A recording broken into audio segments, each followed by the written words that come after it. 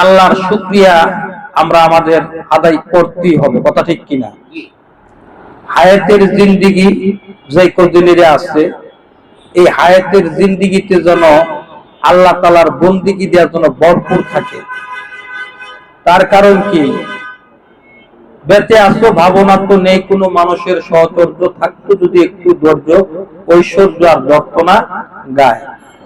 আমরা এখানে যারা আসি, বসি, আলাপ আলোচনা, জিকির আজকার, হাম নাচ, আমরা যাই কিছু করি, এই রাত্রটা আমরা অতিবাহিত আমরা করি।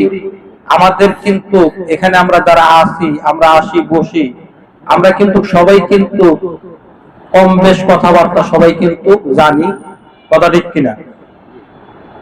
অনেক কিছুই জানি, অনেক কিছুই বুঝি। আসলে এখানে আমরা এখানে মত বিনিময় করি, আলাপ আলোচনা করি, একজন যেন আরেকজনের জন্য মাধ্যম দেওয়ার জন্য আত্মার খোরাকটা যেন আমরা যেন পাই, সেই হিসাবে সেই সুবিধার্থে কি করি, অনেক স্তূপ করে বসে থাকি, কথা ঠিক কিনা? কিন্তু কেউ কিন্তু কম না। যেরকম তেজগাঁও আর রমনা, কেউ থেকে কেউ কম না, কথা বলতে পারছি? এখানে আমরা যারা আসি, আলাপ আলোচনা যাই আমরা কিছু করি না কেন, আমরা মোটামুটি সবাই কম বেশ জানি।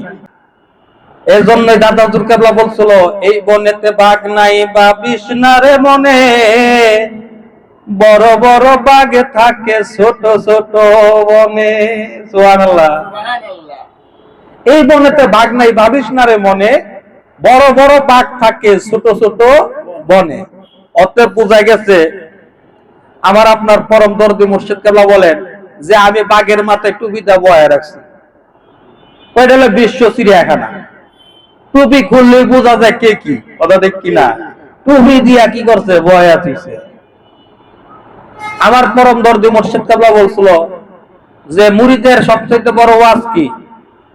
মুরিদের জন্য তার সবচেয়ে বড় ওয়াজ হইল তার পীরের কথা বলা। সুবহানাল্লাহ বলে। অতএব আজকে এরপর আমরা এখানে আলাপ আলোচনা করি, বিভিন্ন মাইন্ডের, বিভিন্ন শ্রেণীর, বিভিন্ন পেশাজীবীর মানুষ এখানে আসে বসে।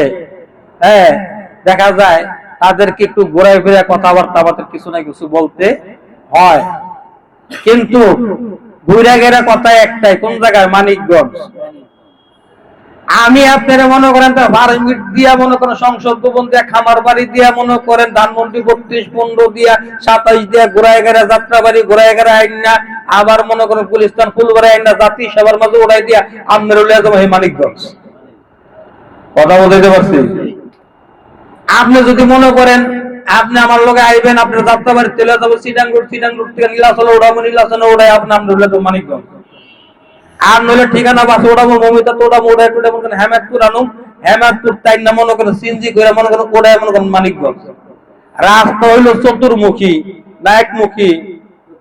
চতুর্মুখী। জান্দাই যাই, উদ্দেশ্য একটা, গন্তব্যস্থল একটা, সেটা হলো কি? মানিকগঞ্জ। সুবহানাল্লাহ।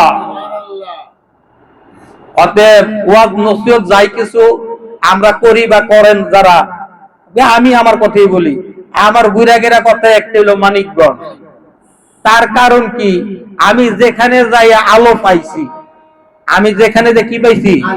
আলো পাইছি। আমার জীবনটা ছিল অন্ধকারে নিমজ্জিত। আমি যে দরবারে যাইয়া, যে শাইখের সোহবতে যাইয়া আমি আলো পাইলাম, যে আলো পাওয়াতে আমার অন্ধকার দূর হয়ে গেল, তাহলে আমি সেই আলোর সন্ধান কি আপনাদেরকে কি দিব না? হাদিস শরীফে আসছে, তুমি নিজের জন্য যাহা পছন্দ করো, তুমি তোমার অপর ভাইয়ের জন্য তাহাই পছন্দ করো, কথা ঠিক কিনা? আমি আমার জন্য যা পছন্দ করলাম, যেটা আমার জন্য মঙ্গল মনে করলাম, যেটা আমার জন্য ভালো মনে করলাম, সেটা আপনি আমার ভাই, আমি আপনার জন্য কি সেই ভালোটা কামনা করতে পারি না? এই জন্যই তো ঘুরে ঘুরে কথা একটাই, তালিম ইসলাম মানিকগঞ্জ। সুবহানাল্লাহ।